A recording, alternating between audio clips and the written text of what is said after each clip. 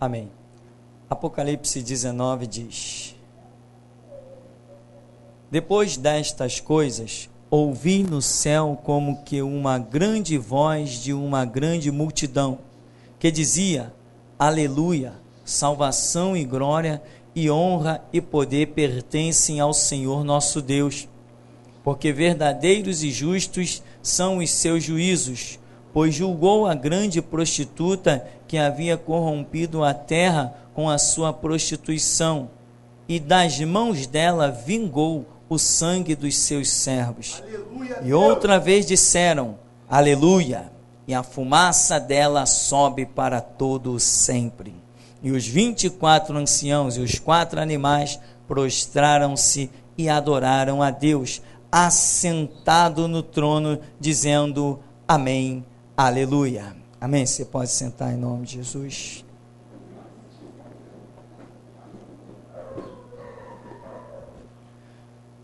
Apocalipse 19, a queda de Babilônia, alegria e triunfo nos céus. O título aqui está demonstrando que segue o contexto. Queda de Babilônia, alegria e triunfo nos céus. Ou seja, os próprios céus. O que são céus? Os seres celestiais, ou aqueles que já estão no mundo espiritual da salvação, já estão no paraíso, ou como Elias e Moisés, que já estão na glória de Deus, talvez Enoque também já esteja lá, e outros que talvez nós não saibamos. Eles estão aguardando o julgamento de Babilônia, porque quando é anunciado: caiu Babilônia, aí há um triunfo no céu. O que se ouve lá no céu? Aleluia, que quer dizer: louvado seja Deus, ou louvado seja Jeová. Há quanto tempo eles estão esperando pela queda de Babilônia? O que é a Babilônia? Babilônia, quando a Bíblia fala nessa situação profética, em especial Apocalipse, quando a Bíblia fala de Babilônia, a Bíblia não está falando do Império Babilônico, que já foi extinto há muito tempo. Não, mas você sabe que a Bíblia usa uma linguagem de simbologia e tipologia. Ela usa coisas como exemplos espirituais. E aqui, Babilônia representa, muito em especial, o segmento de idolatria, porque Babilônia, o império em si, no tempo de Jeremias, lembra que ele profetizou que Deus usaria uma nação ímpia, idólatra, que era um horror, para corrigir o seu próprio povo, porque o seu povo não estava andando em fé e em santidade. Aquilo foi uma correção terrível, horrenda, porque a própria Bíblia diz que horrenda coisa é cair nas mãos de um Deus vivo. Imagina, os filhos de Abraão, os guardiões da lei, serem traspassados pela espada pelos ímpios, sem nenhuma causa. Não morreram como mártires, morreram como rebeldes. Coisa terrível. Muitas vezes não atentamos para a realidade desses fatos. Então, aquele império terrível que tinha fábricas de tortura, eles tinham fábricas de ídolos, e todas as coisas mais execráveis, mais horrendas, mais detestáveis, Babilônia produzia. Tinha alguns tipos de tortura em Babilônia, que eu não vou nem mencionar, eu acho tão horripilante, que muitas vezes nós nem suportamos ouvir certas coisas.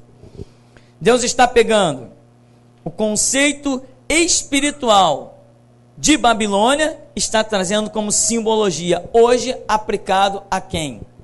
A Igreja Católica Apostólica Romana, que é a mãe das meretrizes, que é a Babilônia, né? E você vê aqui que é dito: ouvi uma grande multidão, aleluia, salvação e glória, honra e poder pertencem ao Senhor nosso Deus. Essa declaração, ela foi dada em um momento, mas salvação e glória e honra, poder pertencem ao Senhor nosso Deus, isso precisava ser, esse brado precisava acontecer neste momento, em que lá no céu foi julgado. Eu quero dizer o seguinte, esse Apocalipse 19 ainda não se cumpriu, amém, meu irmão? Isso aqui ainda vai acontecer. Então essa declaração da grandeza de Deus, honra, poder, pertence ao Senhor nosso Deus, precisava esperar esse momento para se declarar isso? Não, isso sempre foi declarado e sempre será declarado. Essa grandeza de Deus. Aí diz, porque verdadeiros e justos são os seus juízos. Ora, caiu Babilônia, Deus fez um julgamento, e agora alguém vai declarar que verdadeiros e justos são os seus juízos? Ele sempre foi verdadeiro e justo. Mas ali, eu acredito até que em uma forma de cântico, as pessoas, quando veem a mão de Deus agir, é como se as suas forças e o seu cântico se renovasse. Mas se você tem confiança, conhece teu Deus e sabe muito bem que Ele vai agir, as tuas forças se renovam a cada manhã. Milhares de anos se passaram e agora, neste século, este brado será dado lá nos céus. Glória a Deus nas alturas, paz na terra com os homens, salvação, glória, honra, poder pertence ao nosso Deus. Verdadeiros e justos são os seus juízos. Esse brado nesse século será dado lá no céu, pelos que já estão lá e pelos seres angelicais. Mas nós que sabemos que Deus julgará todas as coisas, já estamos dando esse brado aqui na terra. Lá no céu vai chegar uma hora que vão dizer assim, louvado seja Deus, olha aí, todo joelho se dobrou e toda língua confessou o senhorio de Cristo. Mas nós já estamos dando os brados e dizendo, todo joelho se dobrará e toda língua confessará que Jesus Cristo é o Senhor. Porque nós, lá no céu, não existe voz profética. Lá no céu as coisas aparecem, acontecem, e as pessoas que lá são testemunhas dos fatos. Aconteceu. Nós aqui na terra vivemos o espírito da profecia. A Escritura diz que o testemunho de Jesus é o espírito da profecia. Nós já estamos anunciando esse juízo, que eles lá, ou nós que estaremos lá, veremos, ouviremos. Olha lá o que aconteceu. Acredito que vai ser até mostrado para nós o grande julgamento. Não vai ser tipo uma notícia de jornal. Os céus vão se abrir e nós veremos o julgamento de todas as coisas. Verdadeiros e justos são os seus juízos, pois julgou a grande prostituta que havia corrompido a terra com a sua prostituição, e das mãos dela vingou o sangue dos seus servos. Irmãos, eu disse, e esta é a verdade, esse texto ainda vai se cumprir, mas a grande prostituta já está no mundo há quanto tempo? Há pelo menos, né? A igreja se corrompeu ali, mais ou menos no ano 200 depois de Cristo, então, 2000 anos arredondando, 1800 anos para tentar ser um pouco mais exato. Há quase 2000 anos que a grande prostituta, que é a Igreja Católica Apostólica Romana, está no mundo. E muita gente pergunta, por que Deus não julga? Ele está julgando. Todo dia Ele está exercendo o seu senhorio e todo dia Ele está julgando. Deus não é tardio. Deus não é molenga. Mas nós temos que entender que há projetos de Deus. Se Deus já tivesse julgado, eu e você não estaremos aqui. Amém? Então nós podemos dar um brado de louvor e reverência à longanimidade de Deus, por Ele ser tardio em irar-se. Ah, Deus julga logo, desce o chicote, mata! Aí passa um mês, 2 meses, aí vem um católico arrependido entrando na igreja. Ah, Senhor, se tu tivesse matado, né? Então nós temos que nos curvar a reverenciar a grandeza de Deus.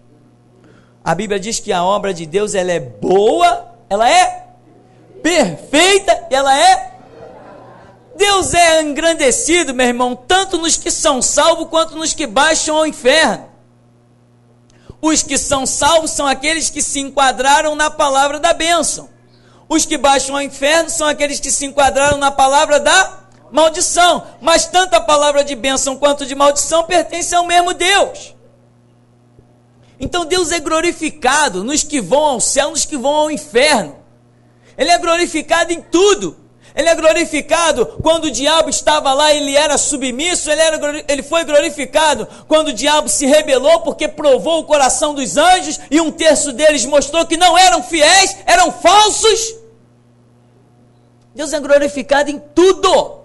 O planeta Terra está na palma da mão de Deus. Acabou a história.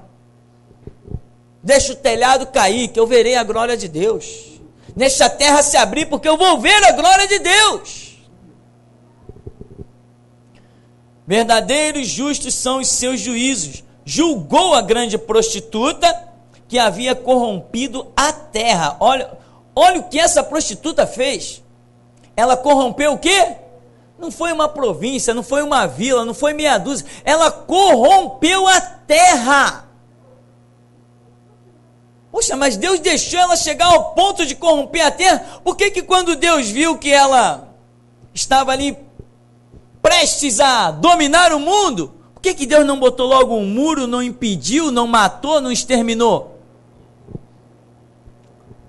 Por que Deus, na sua onisciência, quando viu que ia criar o querubim ungido da guarda, Lúcifer, e sabia na sua onisciência que um dia ele viria a se rebelar e arrastar um terço das estrelas do céu, que são os anjos, por que Deus não impediu?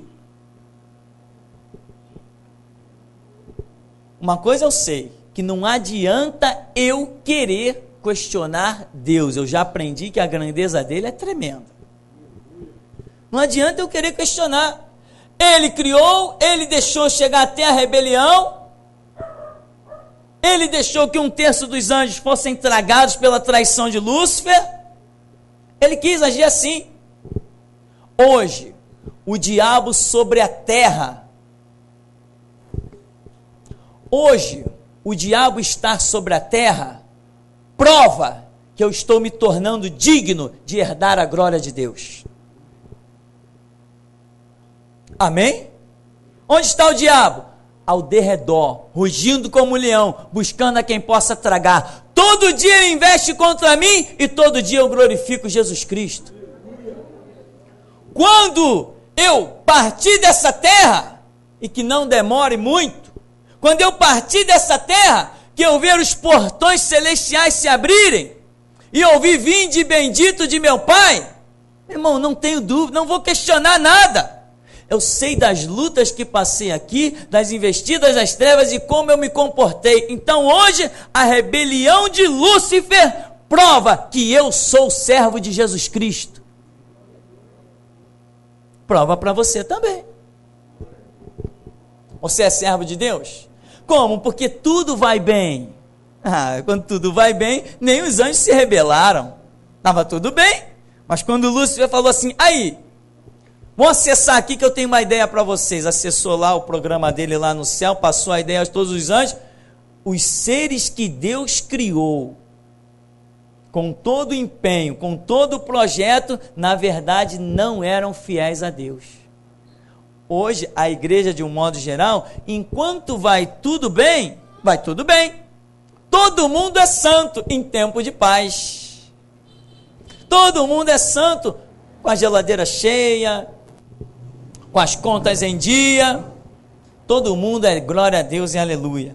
Mas na hora da dificuldade, na hora da guerra, na hora de mostrar o seu posicionamento, é aí que Deus fica de olho, esperando para ver quem realmente vai glorificá-lo ou vai se desviar dos seus propósitos. A Bíblia diz: ser fiel até a morte. Então a tua fidelidade é cobrada. Aqui diz que a prostituta corrompia toda a terra, e Deus, na sua paciência, está esperando, como ele diz, Pedro escreve dizendo que Deus não é tardio, mas é longânimo, né? Esperando que todos venham ao pleno arrependimento, né? Ele não é tardio, não. Para Deus um dia é como 1000 anos, 1000 anos como um dia. Deixa eu perguntar uma coisa, quem aqui já foi católico? Praticamente todo mundo. E se Deus já tivesse exterminado os católicos? Onde eu e você estaria? Quem aqui já foi espírita? Macumbeiro, kardecista, dos cristais, botar cristalzinho a pirâmide na... Tá vendo, irmão? Então, é isso aí, né? Então, nós temos que saber, vamos em frente, vamos guerreando, vamos lutando e deixa Deus cumprir os propósitos dele. Ele me aponta a estrada, eu vou em frente, eu não me detenho, eu vou lá, eu vou lutando, eu vou guerreando, eu vou glorificando o nome dele e espero ele fazer a obra. E na minha guerra eu vou vendo uns serem prostrados, uns vão sendo abatidos por Deus, e outros que estavam abatidos na minha guerra, eles são erguidos. Né? Por exemplo, hoje nós temos uma aprendiz de prostituta, que é a Igreja Universal, a Igreja da Graça, a mundial. Quanta gente... Deus, acaba com esse cara aí! Mata esse cara aí! Pode ser que até eu muitas vezes diga assim, Senhor, por que não caiu fogo do céu, nunca consumiu já esse cara aí? Mentiroso, farsante, parece até que estudou teatro.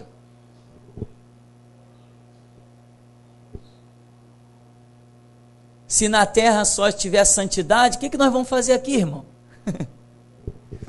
Só tem santo na terra, todo mundo vivendo, ai, maravilha, eu vou fazer o que aqui?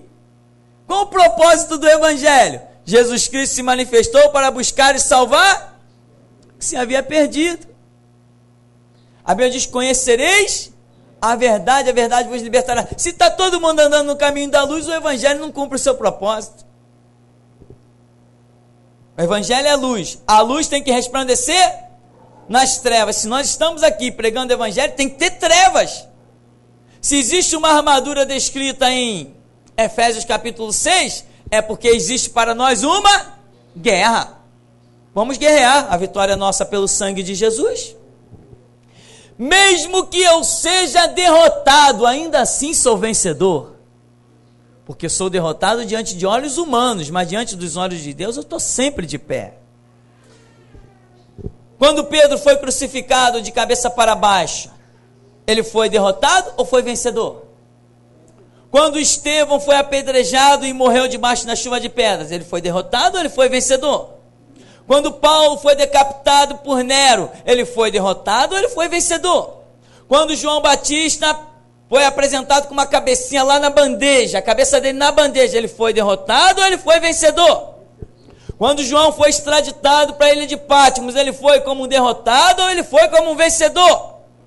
Quando Tiago perdeu a cabeça pela espada de Herodes, foi derrotado ou foi vencedor? Quem confia em Deus jamais perde a batalha, mesmo que morra. Pois o sangue dos justos clama desde a terra. A obra de um justo não se perde jamais. Quer um exemplo? Hoje nós mencionamos John Hus, Martinho Lutero.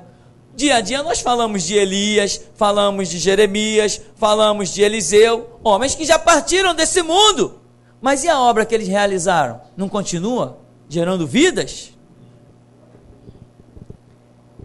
E diz aqui, a prostituta havia corrompido a terra, e Deus ainda está esperando para julgá-la. E das mãos dela vingou o sangue dos seus servos. Quer dizer, não tem nada esquecido. Está tudo diante de Deus, esperando o momento certo, o momento exato. Muitas vezes nós queremos, Senhor, julga! Senhor, julga! Amém! Senhor, julga a minha causa. Ó, está aqui, Senhor, está aqui diante de ti. Toma, julga a minha causa. Ele pega a tua causa e diz assim, tá bom, eu vou julgar. Te dá as costas e vai. Você tem que esperar a hora que ele vai julgar. Por quê? Porque ele julga na hora certa. A hora de Deus é gloriosa. Por que eu digo, irmão, eu sou meio lerdo para tomar decisão? Porque eu gosto de tomar decisão quando eu sei que Deus falou. Eu tinha 13 anos de evangelho, 13 anos de banco. Eu recebi inúmeros convites para abrir igreja. Por onde eu passava, onde eu pregava, as pessoas, ô pastor, dizem, eu não sou pastor.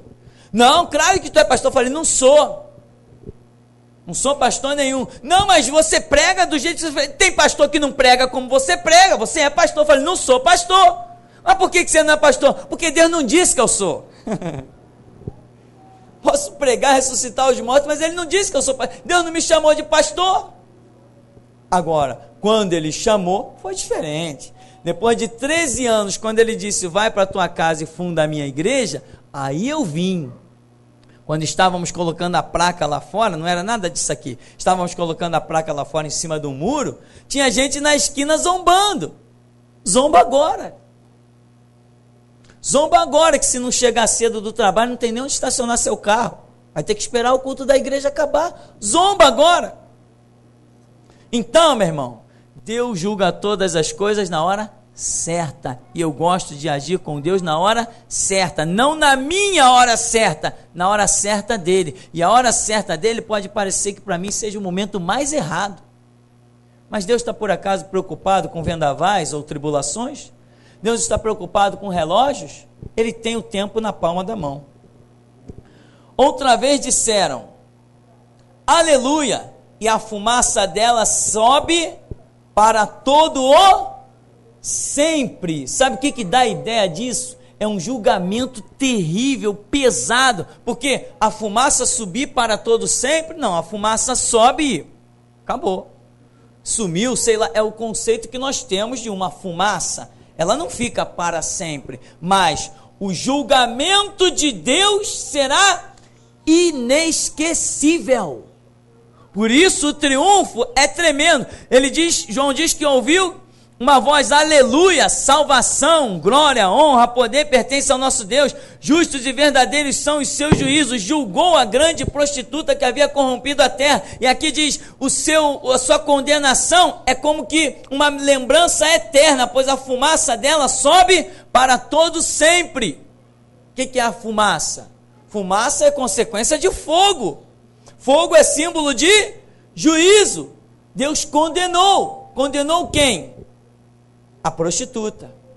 Quem é a prostituta? Todos aqueles que persistem em andar fora dos conceitos de Deus. Então diz, e os 24 anciãos e os 4 animais prostraram-se e adoraram a Deus, assentado no trono, dizendo, amém, aleluia. Os 24 anciãos é a representação de todos os cristãos. Imagino os 12 patriarcas e imagino os 12 apóstolos. Esses representantes tanto daqueles que andaram em santidade com a lei, Antigo Testamento, e aqueles que andaram, foram chamados ao tempo da graça com Jesus Cristo, Novo Testamento. Então aqui está representando todos aqueles que creram na palavra de Deus. E diz que os 24 anciãos e os 4 animais prostraram-se e adoraram. Esses 4 animais representam a própria palavra de Deus. Representam, lembra que eles têm olhos, tá? Uma figura lá de Apocalipse cheio de olhos, por cima, por baixo, também Ezequiel tem aquela visão daquelas faces de animais. Isso aqui, para mim, é símbolo da própria palavra que glorifica, bendiz e exalta o nome do Senhor. E diz que esses animais prostraram-se e adoraram, ou seja, é a reverência que todos aqueles que estão envolvidos com a palavra estão prestando. Na sequência, saiu uma voz do trono que dizia, louvai o nosso Deus, vós todos os seus servos, e vós os que o temeis, tanto pequenos como grandes. E ouvi que a voz de uma grande multidão, e como que a voz de muitas águas, e como que a voz de grandes trovões, que dizia, aleluia, pois já o Senhor Deus Todo-Poderoso reina. Amém, meu irmão? Você está preocupado com o quê? O final da história, quem vai reinar é Deus, o nosso. E nós estaremos com Ele. Não precisa, irmão, se atribular, se angustiar. Você está em luta, está em peleja, Você tem que entender, tem que memorizar. Vai diante do espelho e faz uma terapia. A minha leve e momentânea tribulação não se compara com a glória que em mim há de ser revelada.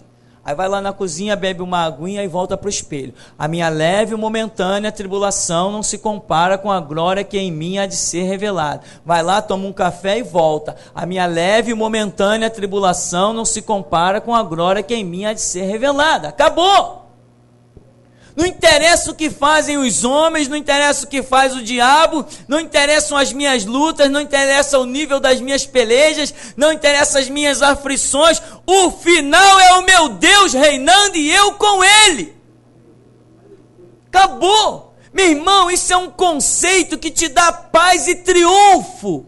Te faz zombar dos inimigos, te faz ser irônico. Entende? Até hoje eu sorrio quando os traficantes mandaram um recado lá na Praça da Bandeira. Fecha a igreja aí, porque não queremos igreja aqui. Ó. Se honra as calças que veste, vem aqui e fecha. Por quê? Ninguém detém o triunfo, a glorificação ao nome do Senhor. E uma obra que Jesus Cristo edifica, ninguém destrói. A porta que Ele abre, ninguém fecha. Que Ele fecha, ninguém abre.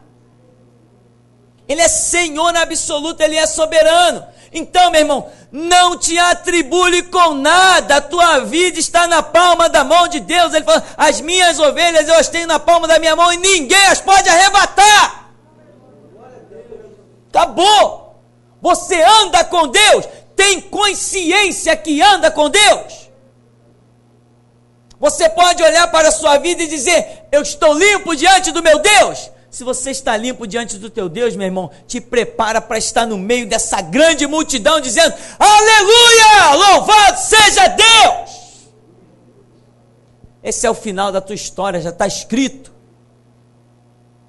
Agora, vem uma pelejinha aqui, uma guerrinha ali, besteira, a nossa vitória já está decretada. E tem mais, a sua caminhada é impossível de que seja interrompida, porque o triunfo, a glorificação ao nome de Deus, Ele vinculou isso, colocou como dependência das ações que Ele terá sobre a sua vida. Você é peça importante para que o nome de Jesus Cristo seja glorificado, porque nós dizemos assim, Elias foi um grande homem de Deus. Tá, cadê Elias? Tem aí? Elias, está por aí, Elias? Cadê você? José foi um grande homem de Deus, mas cadê ele? José, tu está aí? Não está. Eliseu foi um grande homem de Deus, maravilha, cadê ele? Eliseu, está aí? Pedro foi um grande homem de Deus, Tiago, João, Estevão, cadê eles? Deus foi glorificado pelos passos desses homens sobre a terra, mas não foi completo, porque Hebreus escreve dizendo que os heróis da fé, eles sem nós não seriam aperfeiçoados. Então Deus hoje está olhando Tupirani, está olhando Márcio, está olhando José presente aqui, está olhando Estevão de hoje aqui, está olhando Pedro de hoje aqui, está olhando Cláudio de hoje aqui, está olhando os homens que estão aqui para glorificar o seu nome. Somos nós, os heróis da fé modernos, que somarão para que o nome de Jesus Cristo seja cabalmente glorificado. Olha o verso 6. Ouvi como que a voz de uma grande multidão e como que a voz de muitas águas. Essa multidão, né? E esse clamor em forma de águas que representa a multidão, esse clamor ainda não se cumpriu. Este clamor vai se cumprir quando eu e você chegarmos lá. Nós somos a peça importante que Deus hoje está trabalhando para poder, Ele está reunindo a multidão e nós estamos faltando, o número lá em cima não está completo, porque nós ainda temos que chegar lá. Quando nós chegarmos, que Deus olhar e diz assim, está completo, agora eu derrubo Babilônia e a multidão glorifica o meu nome. Este é o projeto, irmão. Ou seja, Deus já está lá no céu olhando o seu lugar e o meu, dizendo assim: meus servos são imbatíveis, eu já preparei o lugar deles. Ou será que Jesus não disse isso? Eu vou preparar-vos lugar, para que onde eu estiver, estejais vós também. E tem mais, hein? Jesus diz assim: mesmo vós sabeis para onde eu vou, e sabeis o caminho. Alguém diz: não, Senhor, nós não sabemos para onde tu vai. E como podemos saber o caminho se nós não sabemos nem para onde que você vai? Oh, Felipe, quem me vê a mim, vê o Pai. Eu sou o caminho, a verdade e a vida. Ninguém vem ao Pai senão por mim. Mas, Senhor, para onde tu vais? Ora, se vós conhecesses a meu Pai, conheceríeis também a mim. E Jesus começa ali, não dá uma resposta definitiva a Filipe, se não me falha a memória, tentando mostrar o quanto ele está fora do propósito. Que aquela altura do campeonato, vamos dizer, já era para ele muito bem saber o caminho. O caminho é Jesus, e nós estamos com ele. Nós estamos com ele. Tanto estamos com ele que zombamos da morte. Tanto estamos com ele que zombamos dos adversários. Tanto estamos com ele que zombamos de Satanás. Somos o único povo sobre a terra que menciona o nome Satanás com desprezo. Enquanto todos os inimigos tremem, nós sorrimos. Inclusive até na audiência que tivemos, a juíza, quando tinha que ler a palavra diabo lá no processo, né? Porque no nosso caso, impregnamos a palavra diabo no processo. A juíza ali diz assim: não gosto de ler esse nome, o diabo, não sei o quê, ficava toda trêmula. Nós falamos diabo, ó, debaixo dos nossos pés. Porque nós não somos formados por faculdades. A nossa formação é outra. O que somos não é por prestar concurso público. O que somos é por sermos remidos e lavados no sangue de Jesus Cristo.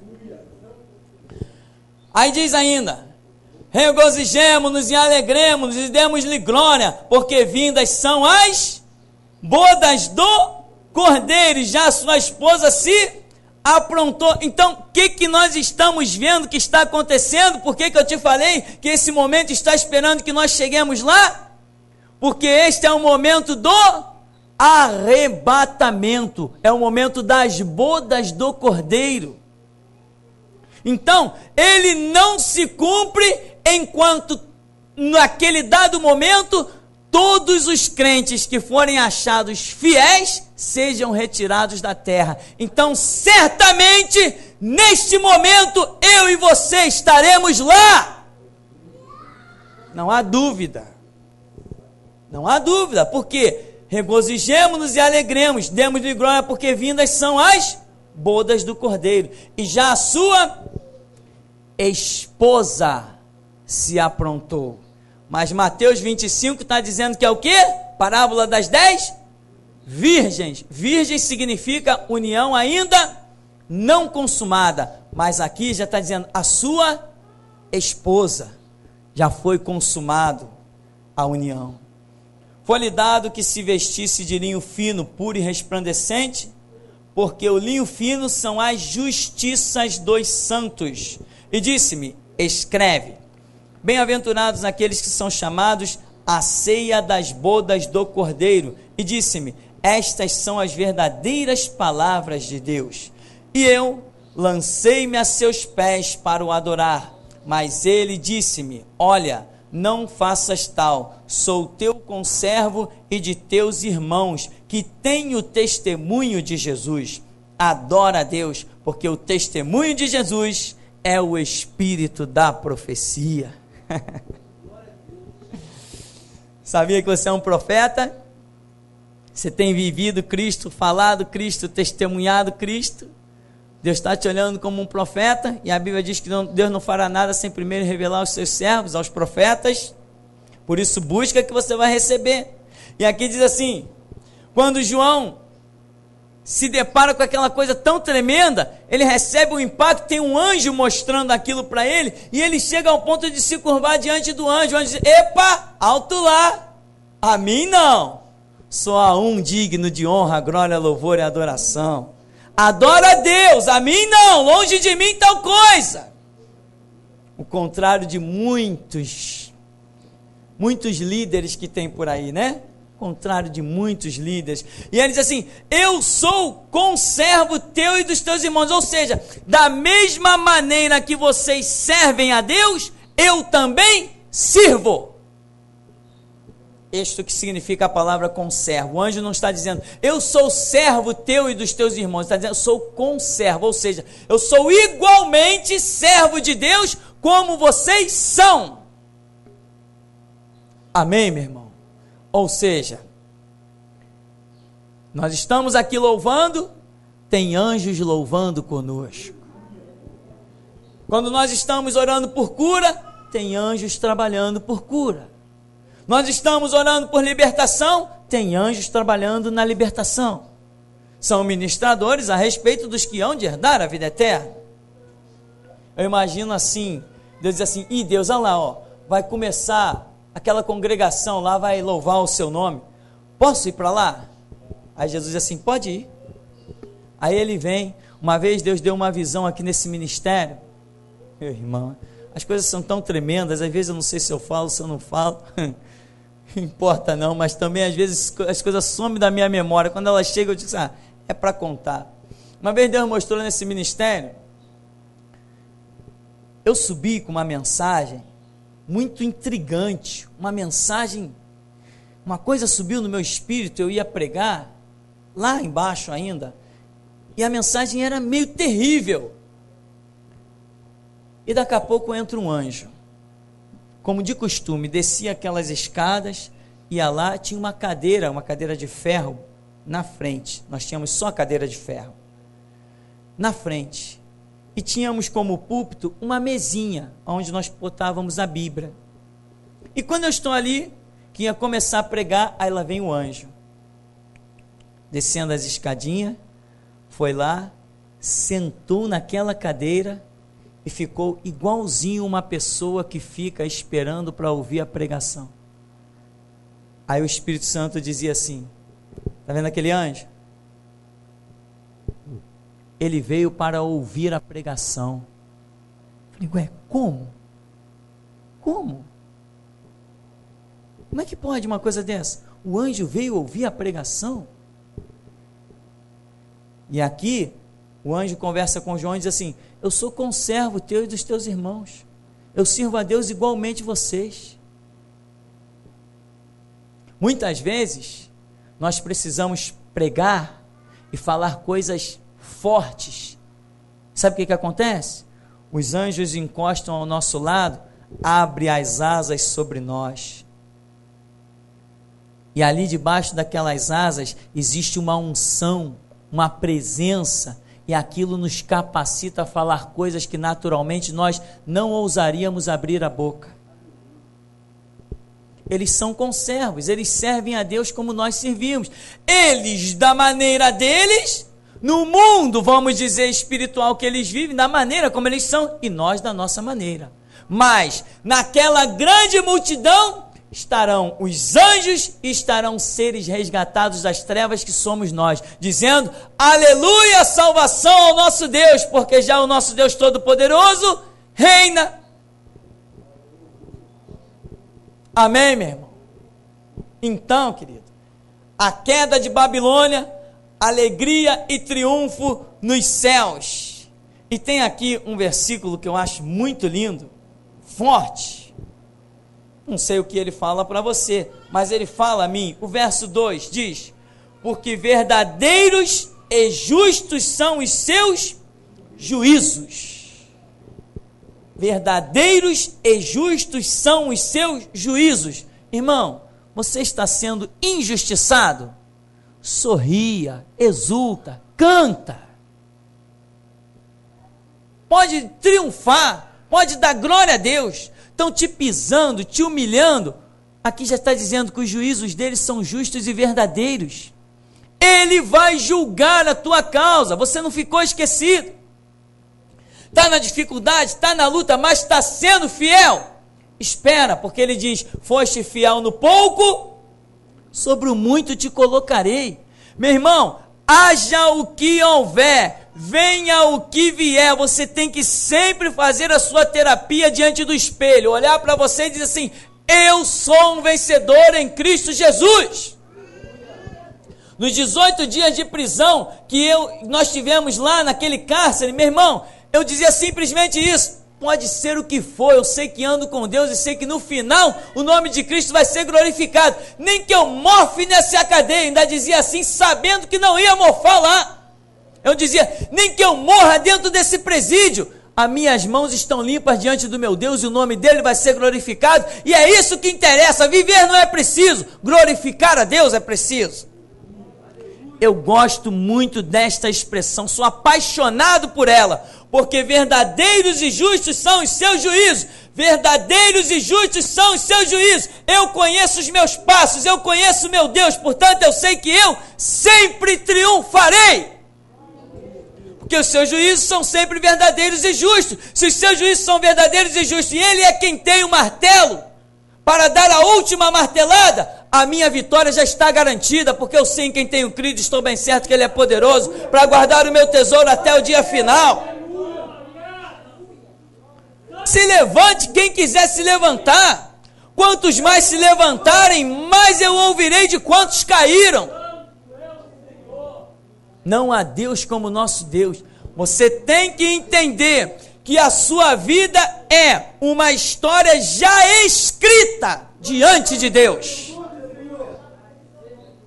A sua vida já tem o ponto final posto por Deus. E o ponto final que ele tem projetado para quem anda na sua palavra é vencer pelo sangue do Cordeiro e pela palavra do testemunho, entregando a própria vida até a morte, consumando a vitória, como holocausto, queimando no altar de Deus.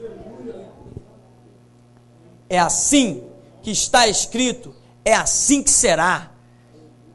E breve nós veremos que todo joelho se dobrará e toda língua confessará que Jesus Cristo é o Senhor. Mas, como foi dito no final aqui pelo anjo, adora a Deus, porque o testemunho de Jesus é o espírito da profecia. Então eu já estou anunciando estas coisas do futuro. Amém, meu irmão? E até aqui nos ajudou o Senhor.